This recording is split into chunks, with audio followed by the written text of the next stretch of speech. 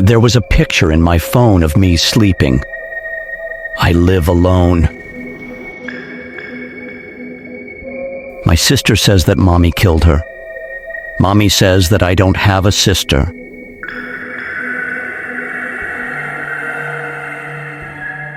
You hear your mom calling you into the kitchen.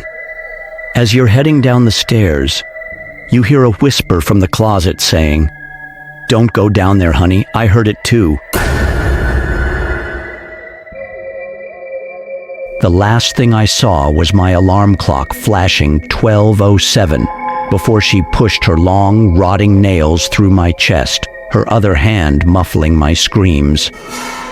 I sat bolt upright, relieved it was only a dream, but as I saw my alarm clock read 12:06, I heard my closet door crack open.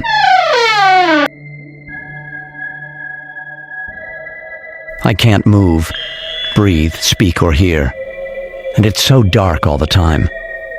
If I knew I would be this lonely, I would have been cremated instead. I woke to the sound of the baby monitor crackling, with a voice comforting my firstborn child. As I adjusted to a new position, my arm brushed against my wife, sleeping next to me. After struggling desperately to move any part of his paralytic body, just to alert the doctors that he was conscious before they made the first incision, he was relieved to see that one of the nurses had noticed his pupils dilating from the bright light. She leaned in close and, in a whisper that tickled his ear, said, "You think we don't know you're awake?" My daughter won't stop crying and screaming in the middle of the night. I visit her grave and ask her to stop, but it doesn't help. I wake up and everything feels wrong. It's too quiet outside. I look out the window and see everyone standing still, looking at my house. The doctors told the amputee he might experience a phantom limb from time to time. Nobody prepared him for the moments, though, when he felt cold fingers brush across his phantom hand. Growing up with cat and dogs, I got used to the sounds of scratching at my door while I slept. Now that I live alone, it is much more unsettling. Working the night shift alone tonight, there is a face in the cellar staring at the security camera. I woke up to hear knocking on glass. At first, I thought it was the window, until I heard it come from the mirror again. After working a hard day, I came home to see my girlfriend cradling our child. I didn't know which was more frightening, seeing my dead girlfriend and stillborn child, or knowing that someone broke into my apartment to place them there. She asked why I was breathing heavily. I wasn't. They celebrated the first successful cryogenic freezing. He had no way of letting them know he was still conscious. "I can't sleep," she whispered, crawling into bed with me. I woke up cold, clutching the dress she was buried in.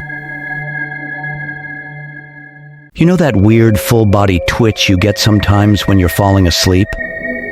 If there was a camera pointed at you, and you saw what it captured at that moment, you'd never sleep again.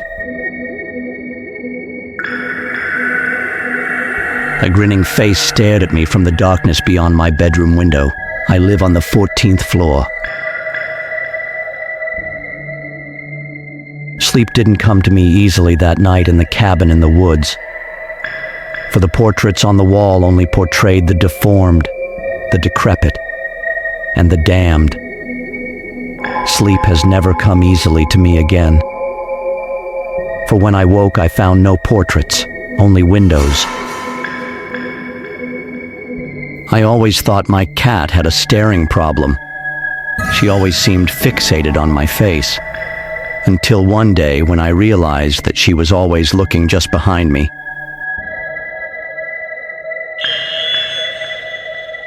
There's nothing like the laughter of a baby, unless it's 1 a.m.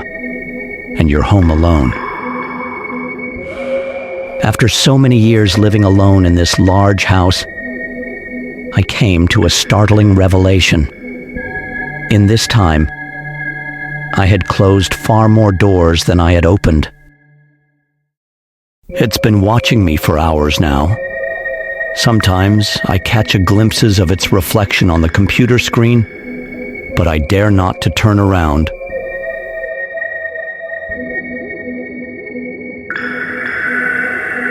Put back the mirrors. We miss watching you. You stupid bastard, I cried as he tied me to the rails. Don't you know this line has been abandoned for years? Of course I know, he said, walking away. No one comes here at all. They delivered the mannequins in bubble wrap. From the main room, I begin to hear popping. The operation wasn't successful in traditional sense, since my sight didn't return. But it left me with the ability to distinguish heat signatures at least. 3 weeks have passed, and I'm still not sure how to politely ask my best friend why he's room temperature. When I finally grabbed her in the darkness, I swam back to the surface. It never occurred to me how fast the ice could freeze over. You start to drift off into a comfortable sleep when you hear your name being whispered. You live alone. You get home, tired after a long day's work and ready for a relaxing night alone. You reach for the light switch, but another hand is already there. Don't be scared of the monsters, just look for them. Look to your left, to your right, under your bed, behind your dresser, in your closet, but never look up. She hates being seen. I never go to sleep, but I keep waking up. It even reads over my letters to make sure I spelled everything perfectly.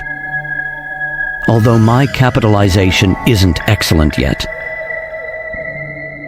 My grandmother told me that it was a gift to see the angel of death in front of people's houses, to know that he'd be collecting someone there soon. I thought it was a gift too, up until the day I began to see it in front of every house. I kiss my wife and daughter goodnight before I go to sleep. When I wake up, I'm in a padded room, and the nurses tell me it was just a dream.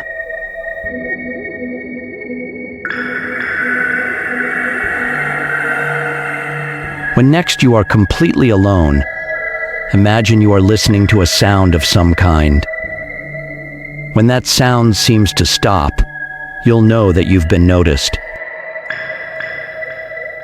The more I wore it, the more it grew on me. She had such pretty skin.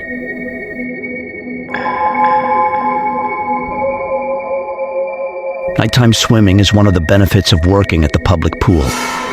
One night after everyone left, I was wading in the deep end and felt a hand grab my ankle. I wish I could remember who those people are. They tell me I have Alzheimer's.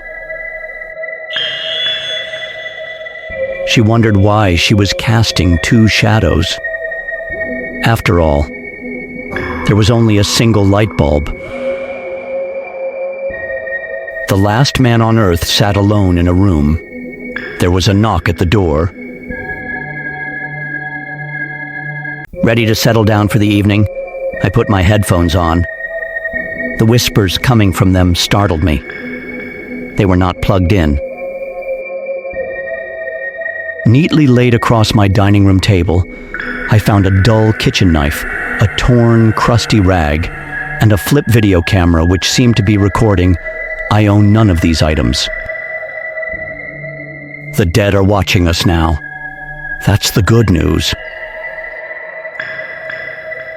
As he woke up once again in the same doorless room, his body covered in the accumulated blood and sweat from the previous nights, he noticed a gun in the corner, which he grabbed up and pointed at his own temple. Soon he would be reunited with his wife and daughter with a merciful bang. But as he pulled the trigger, he was greeted only by a metallic click. The heart attack came and went, knocking Mike into unconsciousness. As he awoke, he could hear the graveside service around him. Somehow the casket was translucent to him, and he recognized some of his friends, but his body would not move, and he realized with terror what death really was. I was having a pleasant dream when what sounded like hammering woke me. After that, I could barely hear the muffled sound of dirt covering the coffin over my own screams. Attending his funeral today was really scary. It might have been the constant muffled screams I heard, or the worry of someone noticing the dirt on my hands. You wake up, she doesn't.